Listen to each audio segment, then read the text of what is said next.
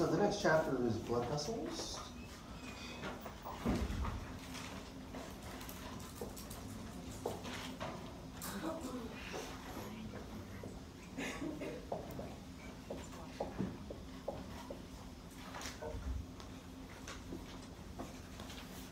we'll start with that picture you've seen before. And in this lecture, I'll teach you about blood vessel structure and blood pressure, and we have to talk about the physical properties of arteries, capillaries, and veins. They're all blood vessels, but their jobs are different. Yeah, like bullet points up here.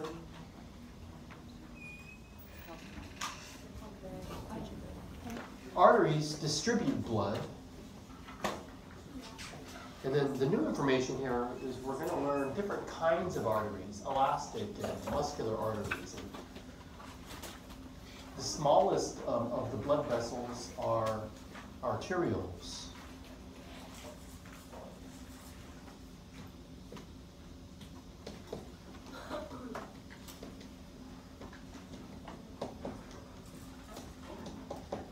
Arteries distribute blood. There are different varieties of arteries. There are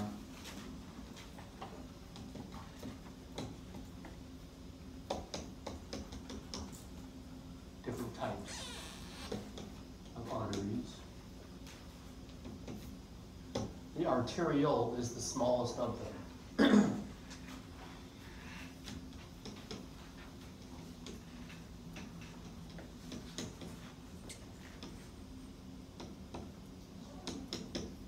Arterials have pre-capillary sphincters. We haven't seen that before. Have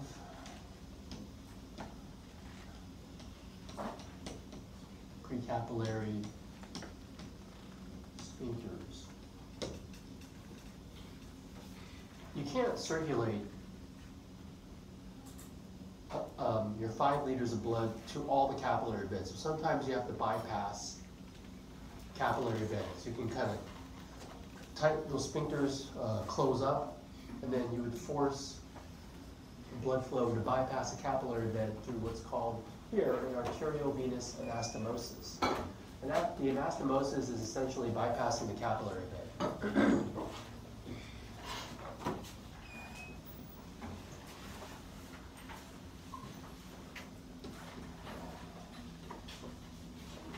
Anastomosis,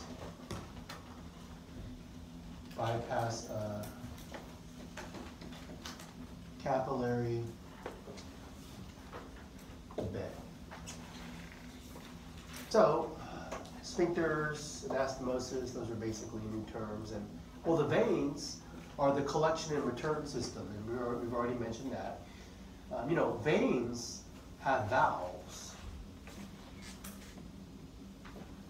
Veins collect / return blood to the heart.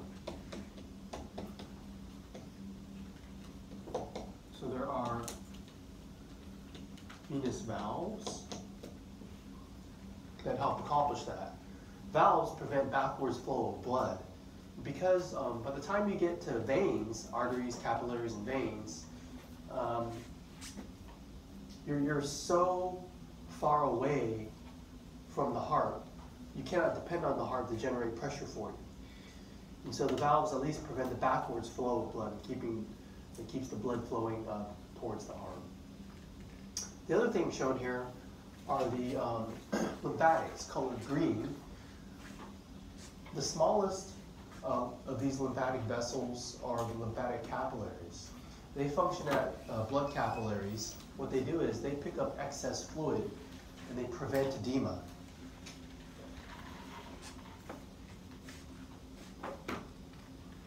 Lymphatics.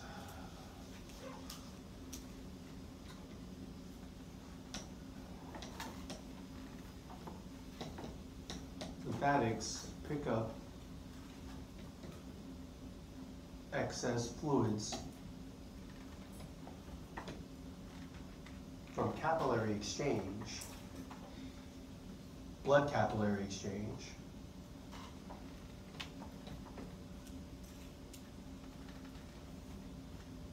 Preventing edema.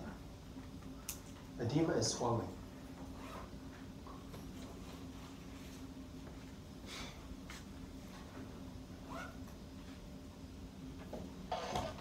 And as the diagram shows, the lymphatics, they return this fluid to venous blood.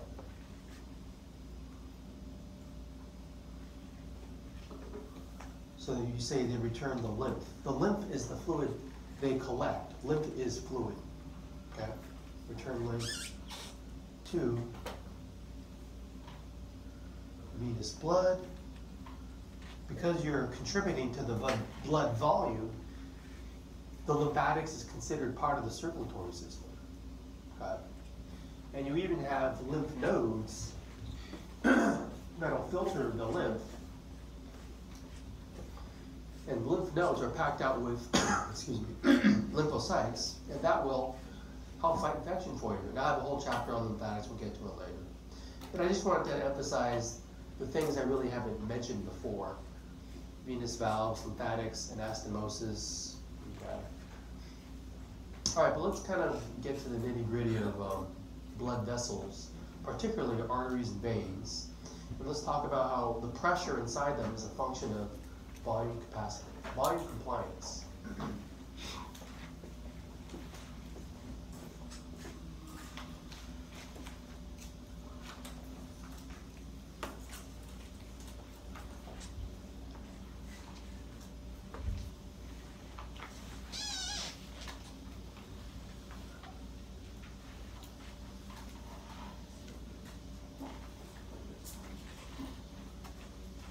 So I have a picture there and a little compare and contrast between these blood vessels.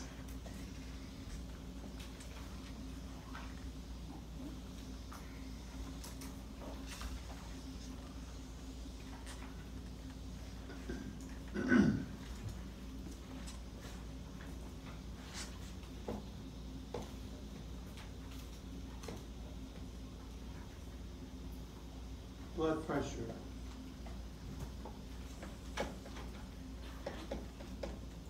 Function of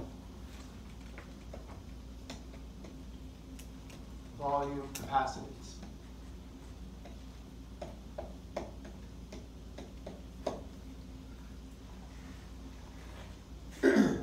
Pressure, volume, capacity, CVP. Before I get into it, let me just kind of look at the picture there. So before the lecture, if you had to guess, do you think this bigger one is the artery or the vein? Kind of heard both. It's the vein. The smaller one is the artery. So already we see differences, and maybe your perception of arteries has now changed. Oh, I thought they were the big ones. No. So, based on the picture, which carries more blood, the arteries or the veins? The veins, yeah, they're bigger, they carry more blood. That wasn't a trick question. That is true. In fact, look at the previous slide. What do they call the veins?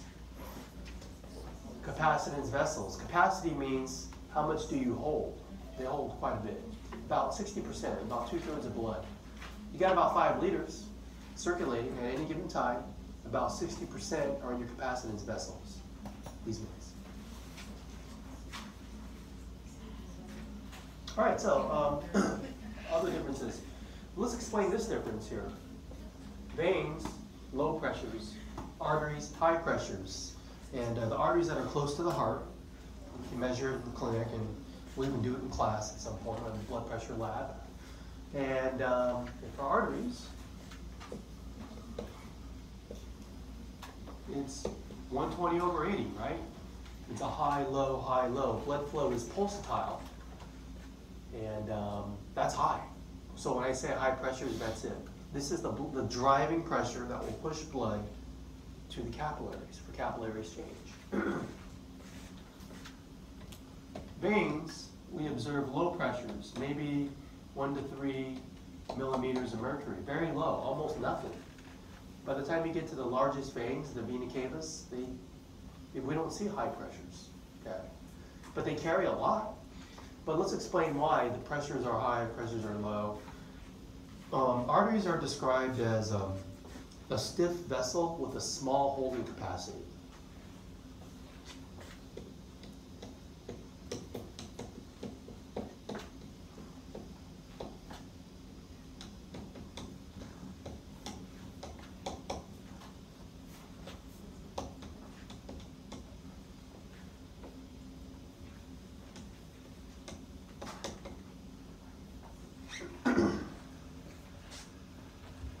That's what capacitance is. Don't let it scare you. It sounds like a fancy word. It's simply the holding capacity. Okay.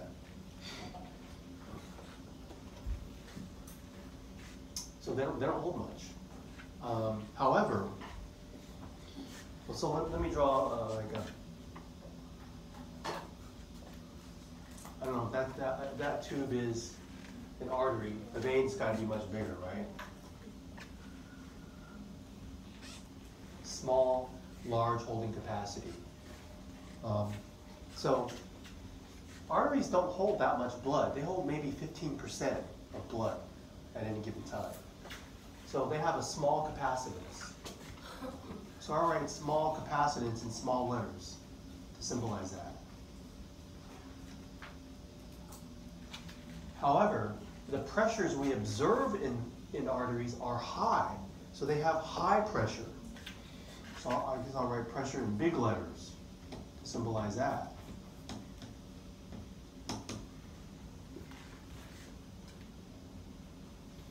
So because we observe high pressures, but they don't hold very much blood, what we say is this volume of blood is large for its capacitance. So we observe high pressures. This volume of blood is large for its capacitance. Therefore, we observe high pressures in arteries.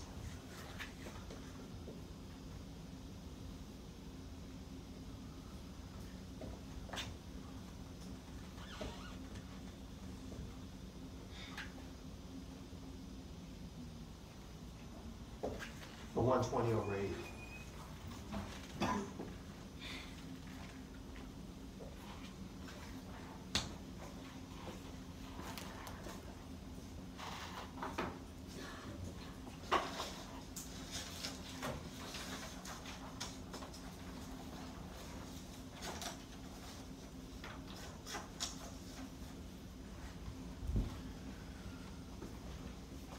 So let's restate this. I don't know if you just wrote it down, you're just kind of blanking out, but this actually is really important to get. So what am I saying here? Do they hold a lot of blood or a little blood? Yeah. A little blood. But that little bit of blood is a lot for it. It's like filled out to the max, even though it's not very much. That's why the pressure inside is quite high. They're filled up all the way. Okay. That's basically what that says. Now the veins is kind of the opposite here. Now the veins are described as a compliant vessel with a large holding capacity.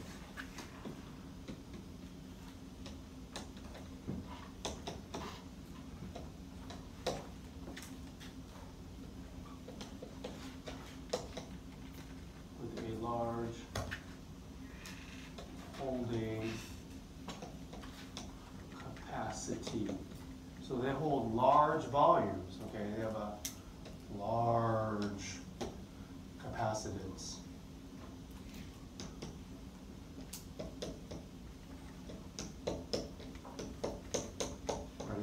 Big letters. However, they hold a lot of blood, but the pressures we observe in them are very small, tiny pressure. To kind of keep my analogy the same here. So what we observe is this volume of blood is small for its capacitance. That's why we observe low pressures.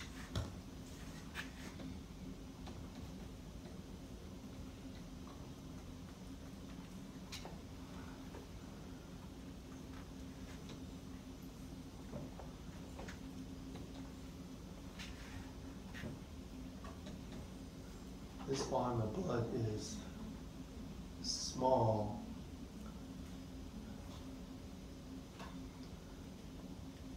for its capacitance.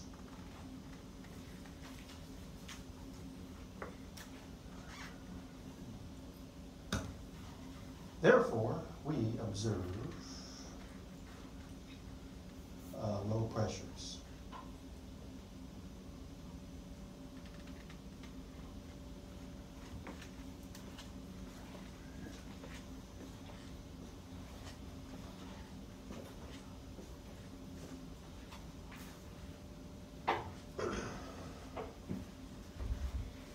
So that's why I say at the bottom, small capacitance, large capacitance. So they hold a lot of blood. They can even hold a lot more if you wanted them to.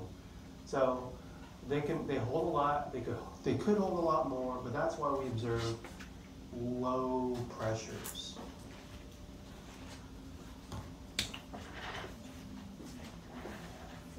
The kids were playing with water balloons yesterday.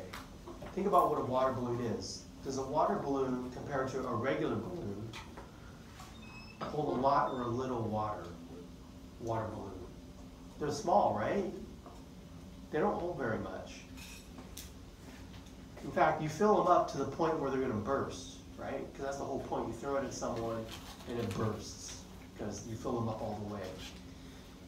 So imagine like taking a little bit of that water in a water balloon and putting that volume in a big balloon.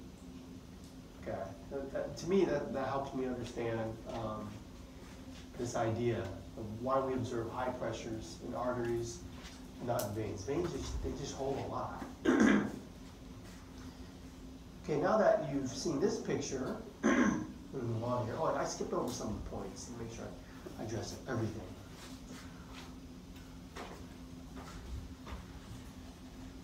Veins have valves throughout their length to prevent backflow of blood.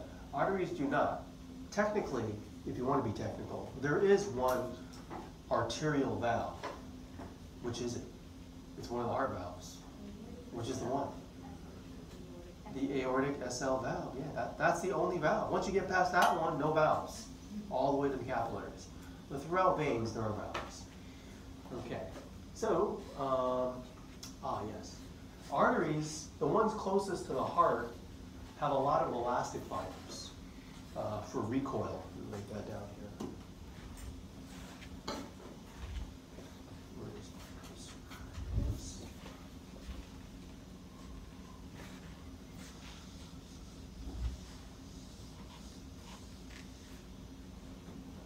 The idea is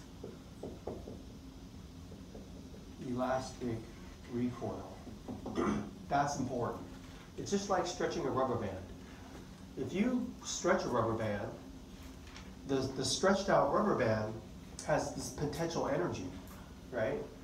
But if you let go, the energy, the rubber band snaps, right? It's kind of like arteries. They have a lot of elastic in them. So if you stretch out the artery, it'll stretch back. You stretch it out during the systole. So when the heart's in diastole, it can stretch back. You call that the elastic recoil that you see in the arteries during diastole.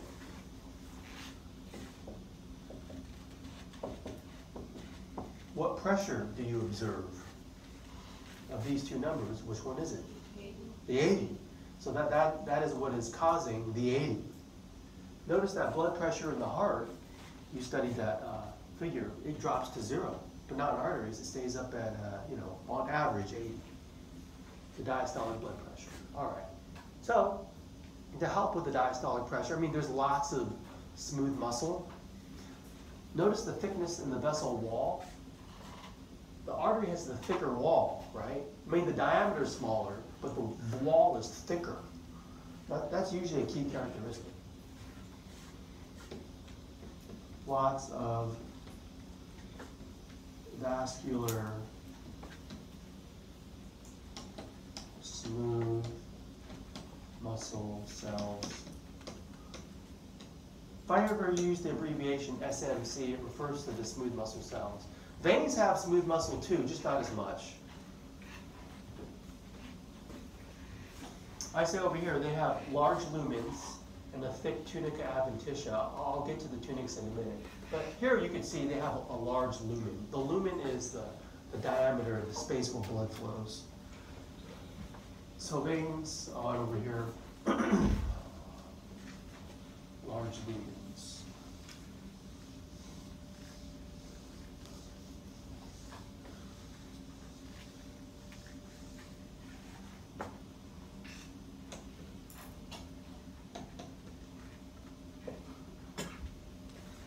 So in terms of blood vessel structure, you have the lumen and then you have the vessel wall. And arteries are usually very deep for protection. For example, you have an artery on the back of your knee, not the front of your knee. That would be very unsafe, right? Every time you skid your knee, you break the popliteal artery and you die. Now, there are some arteries that are superficial enough where you can take a pulse, right? Your radial artery, your femoral artery, I'm sorry, your carotid, the femoral's down here. Thinking ahead. But anyways, this is the carotid where you feel your pulse. The jugular veins don't have pulsatile blood pressure. So you can't have a pulse, can't feel a pulse from a vein, as you can for some of the arteries. So usually they're very deep for protection. And usually, like the picture shows, arteries and veins usually run together, but blood is flowing in opposite directions. One is distributing blood, one is returning blood. Here's another picture of arteries and veins closely together. Ask a question on the top. I say they have a large capacitance, or another way to put it, compliance. Consider the Coracoid geometry. Now look at this large vein. Look at this muscular artery. And do you see how it's kind of squashed, kind of ellipsoid shaped? I mean, what if it were completely round? That would be a much larger holding capacity, right? So, I mean, they just have a large holding capacity. They can be ellipsoid, they can be round, it varies. So there's a large range of holding capacity there for the veins, which are called your capacitance vessels. In this figure, I kind of tabled out the pressure there. We kind of leave out the heart because we're talking about blood vessels now. When we start with the aorta, we go through the different kinds of arteries. We get to the capillaries and we get to the veins, and they illustrate a couple of things. They show gas exchange going from red to purple to blue, right? And they show the pressure drop from artery close to the heart all the way to the veins. There's almost no pressure. Okay. The other thing we learned is that the arteries closest to the heart have a pulsatile blood pressure. There's a high and a low. Well, you already know that from studying the cardiac cycle.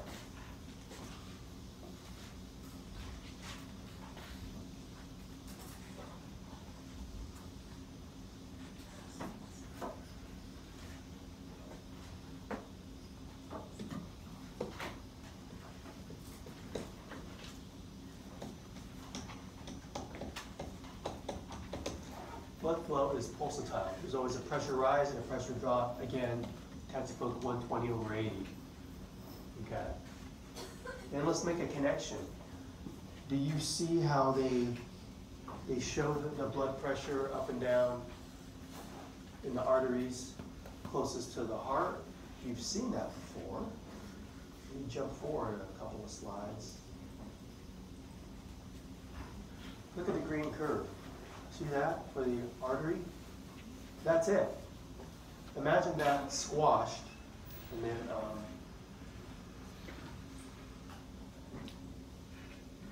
that's it. That's the same one from the cardiac cycle figure. Up, down, up, down, up, down.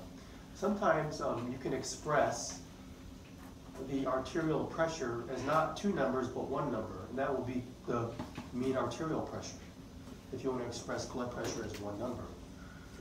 And this, given this, the mean arterial pressure, map, mean arterial pressure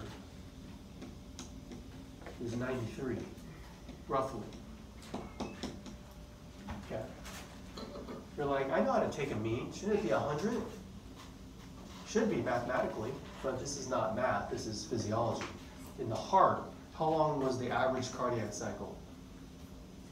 Didn't I say it was like 0.8, 800 milliseconds? Okay, of that 800, how much of that time was diastole? 500, 300 for systole? So because the heart spends more time in diastole, you can't take a simple mean. You have to like consider, well, the heart's more time in diastole, so how do you calculate it? There's different ones you can look up. I'll give you one. Your mean arterial pressure equals the diastolic blood pressure plus 1/3 of the pulse pressure.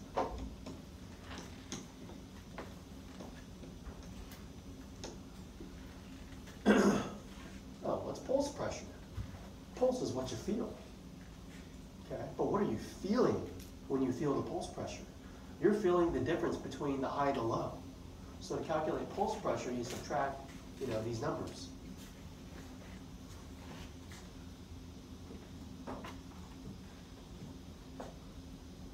So pulse pressure equals the SBP, the systolic, minus the diastolic. So in our example here, 120 over 80, it's 40.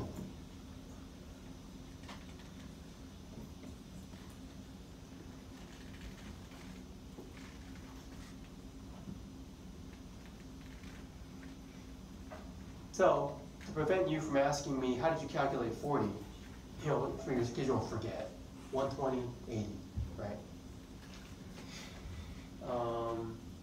Now, you could do that math, right? What number are you going to put for that, given this? 80. What number will you put here? The pulse pressure is 40. Okay. Write it out for you real quick. So, math equals 80 plus 40. I'll say divided by 3. It's him is multiplying it by a third. So a third of 40 is about, 13, roughly.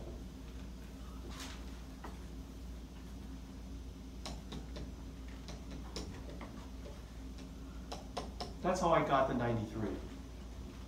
Okay.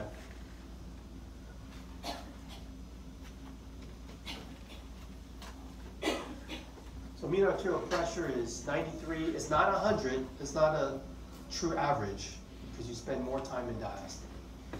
All right, so that answers this question, the calculations, and the other things to observe. The pulse pressures don't go all the way to the capillaries. Look where they get squashed out, at the arterioles. Okay?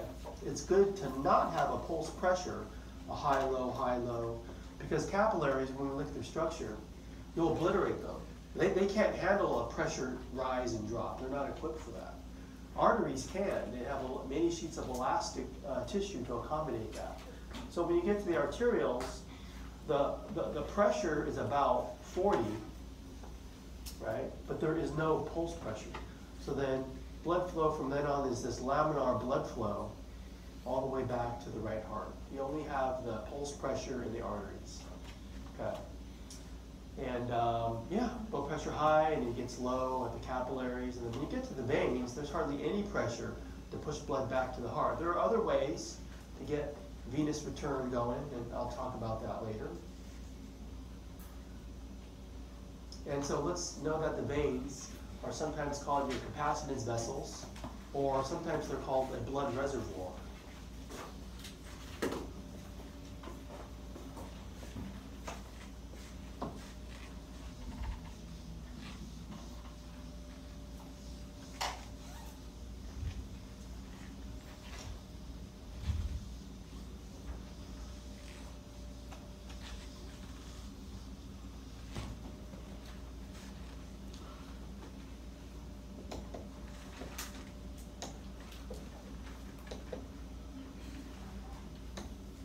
capacitance vessels or blood reservoir. It's a reserve. It's there if you need it. It's always circulating, but at any given time, about 60% of your blood is sitting in your veins. Okay? If you look at it in a pie chart form, there you go. About 15% in arteries and the rest in other places, as you can see. Veins can accept large volumes of blood with little buildup in pressure. That's what we're seeing there. Now, so question for you. How are large arteries able to maintain the diastolic blood pressure while the LV is in diastole? Because the LV, when it's in diastole, the pressure is very low. And we already answered it. We'll put it over here.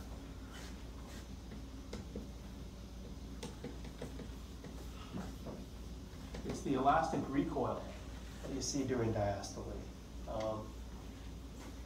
There's a term for that. It's called a pressure reservoir, because when you stretch it and then it recoils, the stretching part, it's like a pressure reservoir. Not a blood reservoir, a pressure reservoir.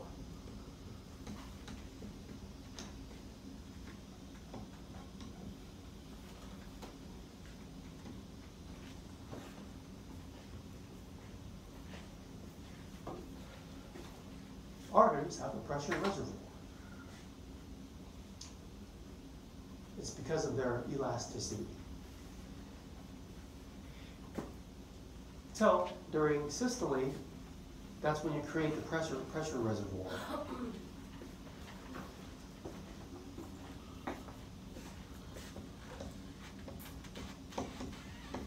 Because you're stretching out the arteries closest to the heart there.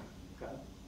Now, when the blood is relaxed and is filling with blood in diastole, that's when you get that elastic recoil.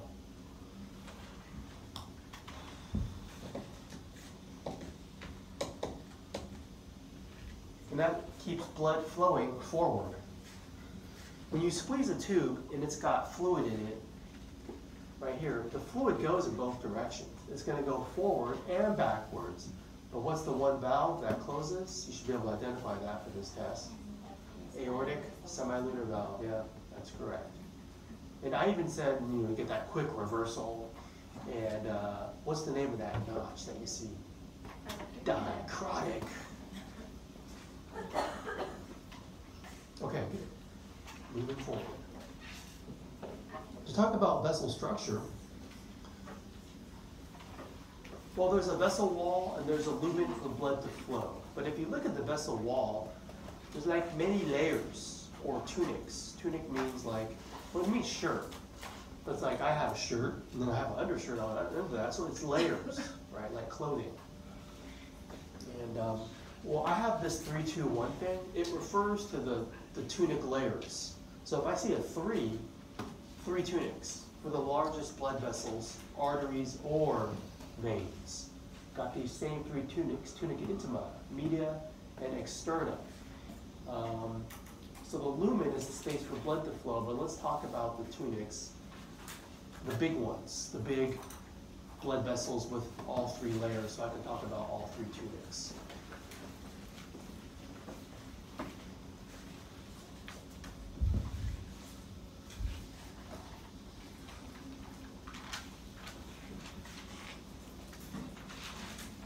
Let's go from more inner to outer and start with the Tunica Intima.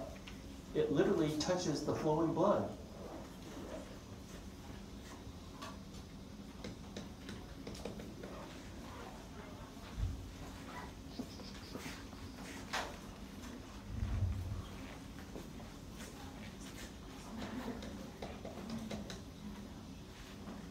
Sometimes it's called Tunica Intima, sometimes it's called Tunica Externa. I tend to use Intima, but Interna kind of matches Externa when you get to that one. Let's talk about the components of Tunica Intima. The innermost layer, that's the most important. It's a simple squamous epithelium. It's what's called the endothelium. Okay. The term is right here on the slide. Endothelium. That's a picture of it there.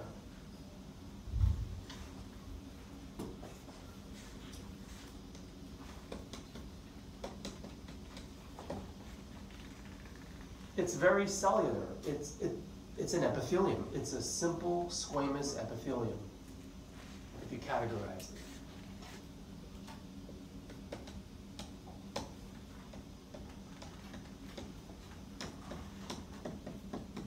Simple squamous ET.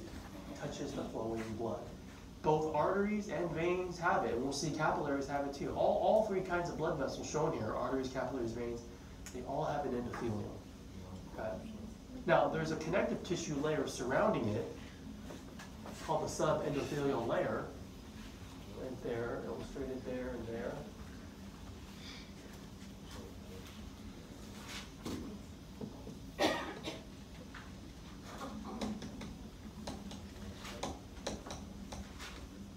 I'll just put CT, connective tissue. And on the artery, but not the vein, they show another structure.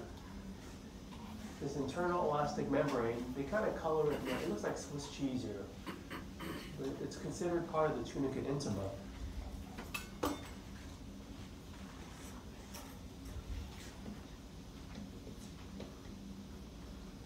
Internal elastic lamina.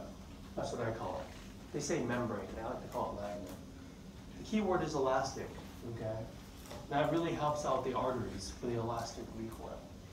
Well, anyways, you might see them in veins too. We're just not in this illustration, but that pretty much is what is in the Tunica Intima, that innermost layer. Now, the Tunica Media is a muscle layer.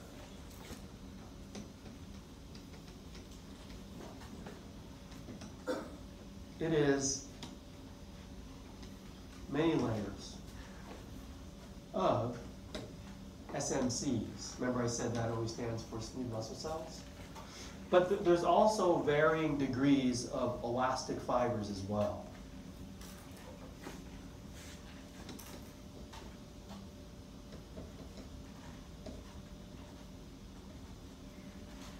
So you got elastic stuff in Tunica Intima, elastic stuff in Tunica Media to varying degrees. That's pretty much it for the Tunica Media. It's the muscle layer.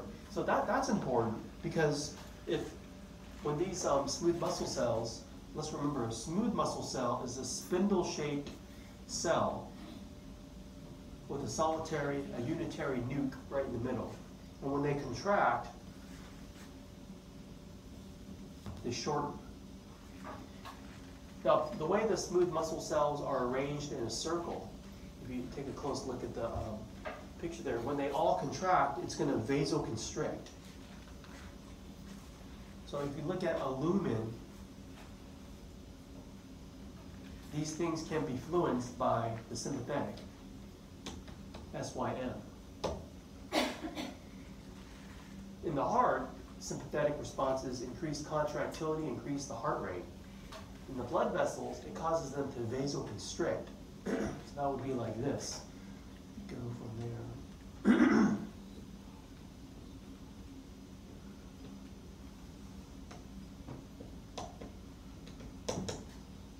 There's a vasoconstricting. What you're doing there is, if this is an artery, okay, for example, you're increasing the resistance to blood flow.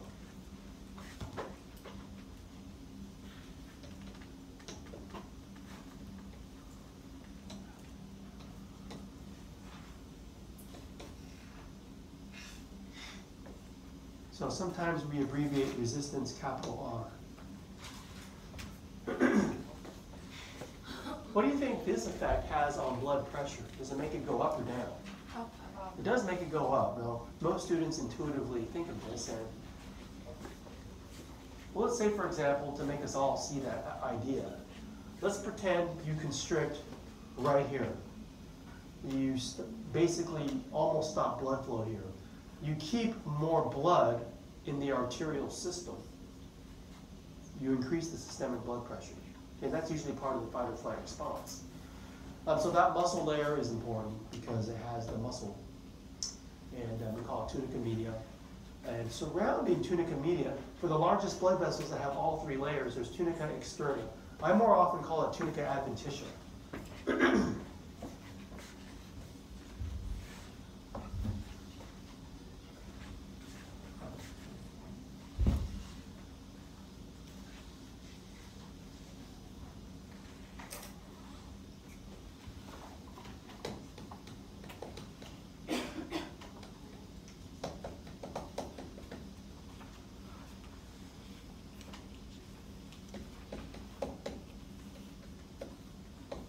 Tunica adventitia externa, use whatever you like. This is kind of like an outer jacket, okay, to use the clothing analogy. And they're mostly collagen fibers, connective tissue.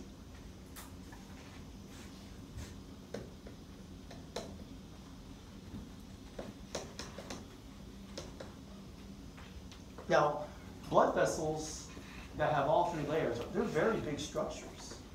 Their job is to carry blood. The blood they carry, it may provide nutrition to some of the cell layers, but not all of them. So on the outer part, it's important to have blood vessels that supply blood to the outer layers. And that's called vasovasorum, which means vessels of the vessel. So you have little tiny blood vessels in a big blood vessel to help give blood supply to it.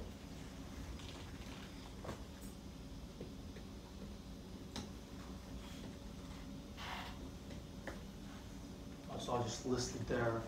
You can see it. When you study cadavers, you know, arteries are a more whitish color. They're not red, by the way. They're whitish. And the vasovasorum, you see these tiny thread-like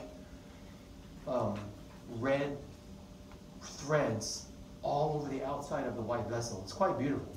And it's one of the ways I'm able to identify an artery on a cadaver. So it's important for me in terms of ID. Yeah, I talk to embalmers too. I teach an anatomy class for funeral service. And embalmers, their job is to raise these arteries and then get their cannula in there, the trocar, to inject the cadaver with fluids for a funeral service. They got to find these things, and they look for clues like that too, vasovasorum, so they can find the artery to inject.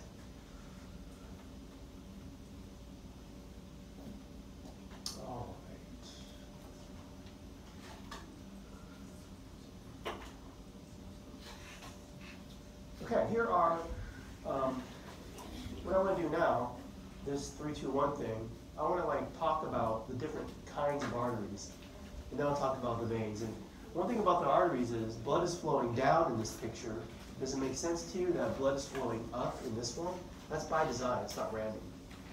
Because arteries are always distributing blood to something, so it's going one way. But if you're going to return blood to the heart, it has to be going the opposite way. And they even show a venous valve in there. Okay. Well, anyways, let's kind of talk about the arteries in terms of the different kinds. Here's an illustration with a histogram to tell you the relative parts, which I just went over. There's varying degrees of these different kinds of tissue. They're all going to have an endothelium, but there's elastic tissue, smooth muscle, and fibrous collagenous tissue to varying degrees in different kinds of blood vessels.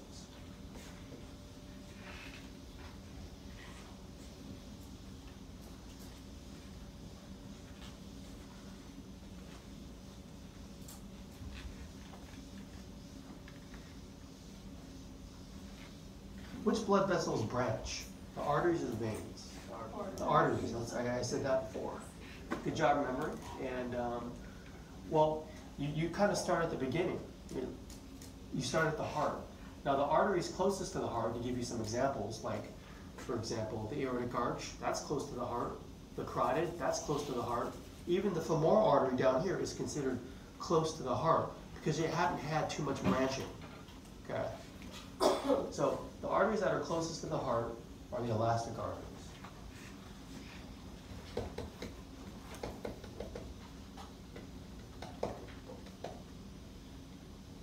The arteries closest to the heart have many sheets of elastic tissue. That's why they're called elastic arteries. You know, they're also called conducting arteries. I should get that term in there.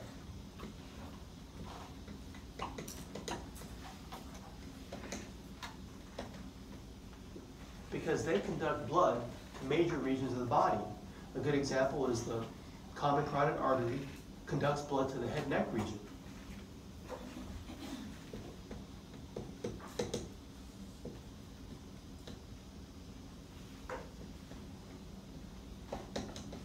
Common carotid arteries conduct blood to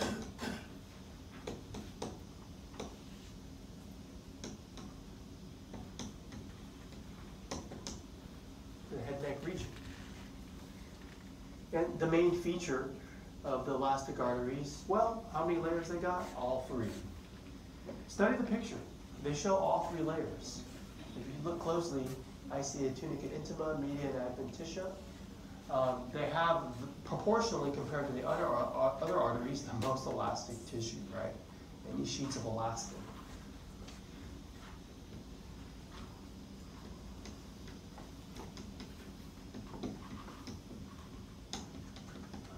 That's the key feature. Okay.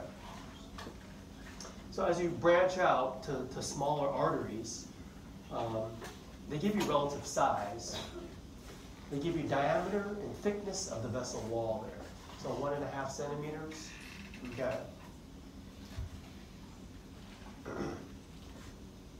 Get down to maybe 6 millimeters. You can still see that with the naked eye. So what that really means for you as a student is, if you can see it, anatomists have given it a name. So those are the ones that are named, and you have to know them. I'll do a lecture on that later. But elastic and muscular arteries,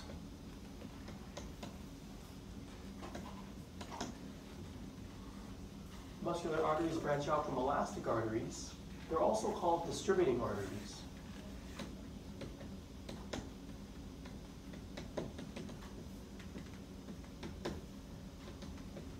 Because they distribute blood within a region.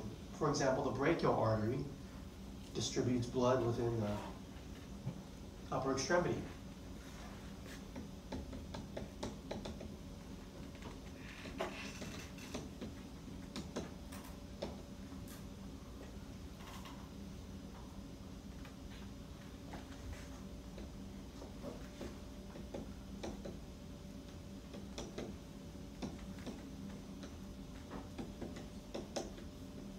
UE, shorthand for upper extremity. Okay. Well, you can guess what the key feature of these arteries are. They got the most muscle. Look at the histogram for smooth muscle. They got proportionally the most smooth muscle.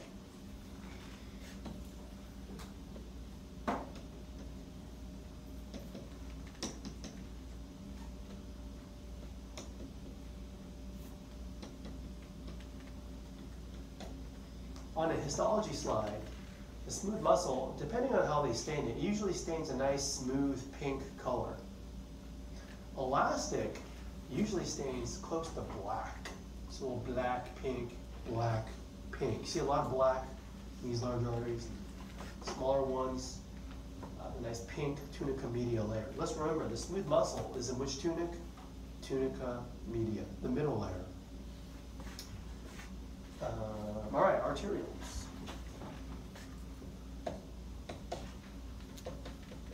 These are the smallest blood vessels. You can barely see them. 37 microns, and well, basically, you're down to 2 layers. You have all 3 layers in the elastic and then muscular arteries, down to 2 layers. They have TM, TI, no TA. And if you look at the illustration, and what a smooth muscle layer looks like, if the TM is the outermost layer, you expect to see smooth muscles on the outside. You do there. See smooth muscles on the outside. So these don't have names, thank goodness. So we don't have to name them. They're microscopic, basically. We don't have to name them. These are also called your resistance vessels.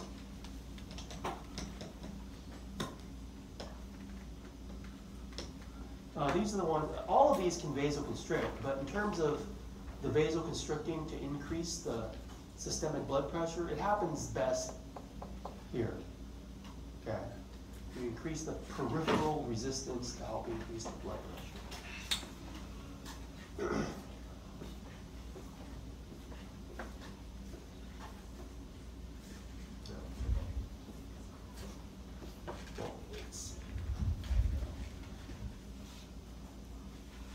The arterioles are also called your feeder vessels because they're feeding the capillary beds.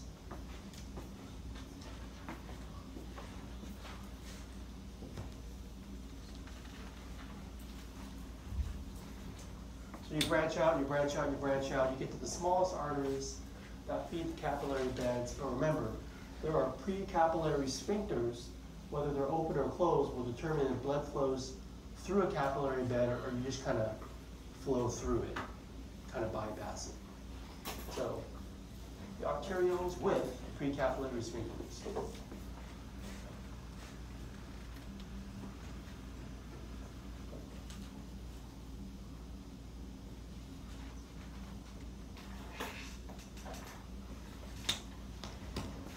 I think that's a good place to stop.